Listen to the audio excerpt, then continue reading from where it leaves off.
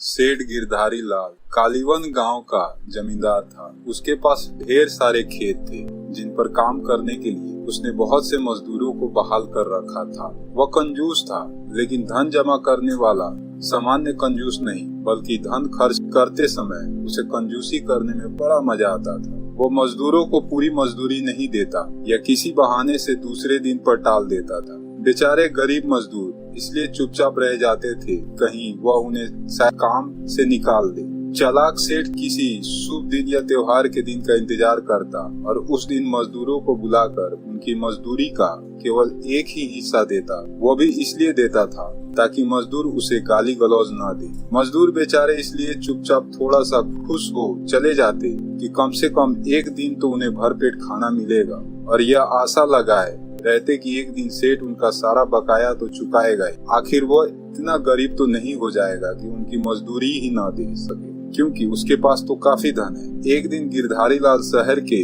माहवारी हाट में मवेशी खरीदने गया, क्योंकि उसकी गाय अब उसका दूध नहीं दे रही, जो सबके लिए काफी हो।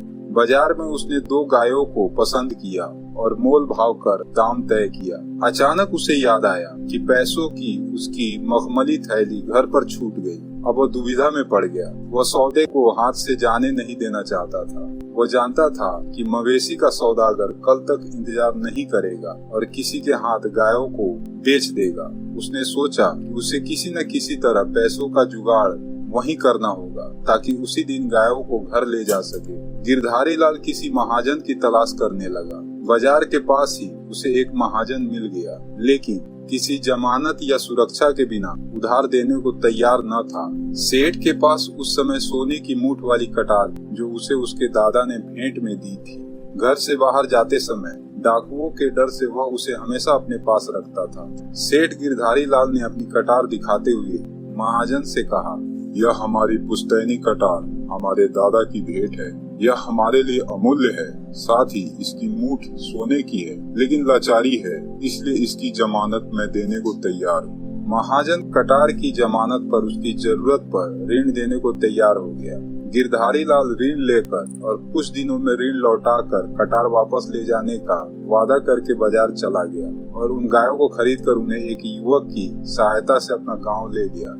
गिरधारी लाल कई सप्ताह बल्कि कई महीनों तक महाजन को ऋण चुकाने नहीं गया। महाजन धीरज के साथ इंतजार करता रहा और सोचता रहा कि सोने की मूठ वाली कटार को क्या करे। क्या उसे बेचकर सूद के साथ ऋण का पैसा वसूल कर ले? लेकिन महाजन से कटार कौन लेगा? उल्टा कोई देख लेगा तो जितने लोग उतनी तरह की बातें बनाए और उसकी प्रतिष्ठा धूल में मिल जाएगी। इसलिए वह चुपचाप रहा और उसने जमींदार के पास अपने नौकर को भेजने का निश्चय किया। जब नौकर जमींदार के घर गया तो वो घर पर नहीं था।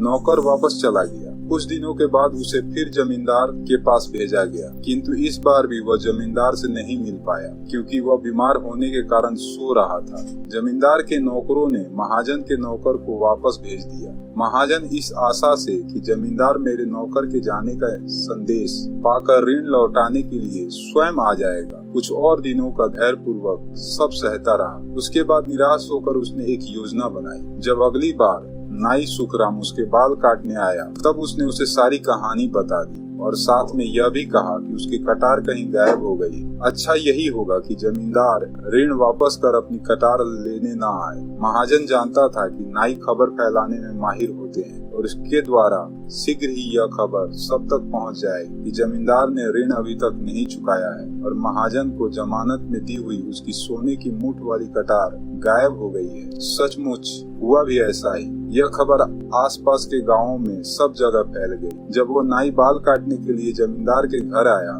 तब उसने यह खबर उसे भी सुनाई। गिरधारी लाल को अब तक इस बात पर शर्म महसूस नहीं हुई थी कि उसने महाजन का ऋण नहीं चुकाया, क्योंकि इस रहस्य को उसके अलावा कोई नहीं जानता था। लेकिन अब उसने अनुमान लगाया कि बहुत से ग्रामीणों को उसके ऋण के बारे में पता चल गया होगा। इसलिए उसने अपनी प्रतिष्ठा बचाने के लिए निश्चय किया कि वो महाजन के पास जाकर यह कहेगा कि पैसे वापस लेने हैं तो मेरी कटार लौटा दो।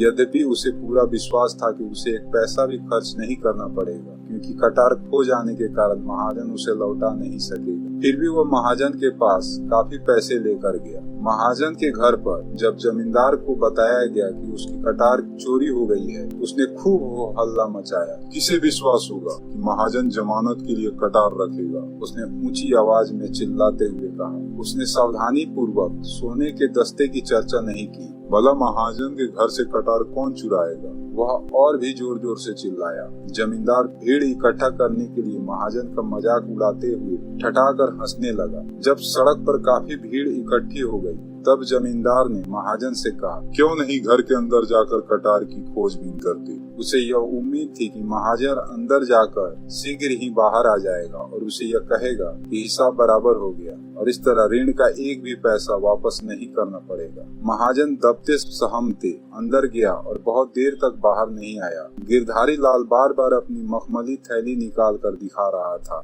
जिससे भीड़ को यह विश्वास हो जाए कि वह ऋण के पैसे ईमानदारी से वापस लौटाना चाहता है। वह इस प्रकार अपनी खोई प्रतिष्ठा को पुनः प्रतिष्ठित कर सकता है। अचानक महाजन अंदर से आते हुए बोला, सेठ जी, आपकी कटार मिल गई। यह रही। मैंने इसे सुरक्षित रूप से रख दी, लेकिन कहाँ रखी थी यह मैं भूल गया। क्या अब आप मेरा ऋण लौटा देंगे जो बहुत दिनों से बकाया पड़ा था? उसने भीड़ को सुनाते हुए आखिरी शब्दों पर जोर देते हुए कहा। गिरधारी लाल को लाचार होकर सूद सहित ऋण के सारे पैसे भुगतान करने पड़े। लोगों ने देखा कि वह ऋण चुकाने के बाद सिर नीचे किए जाने लगा।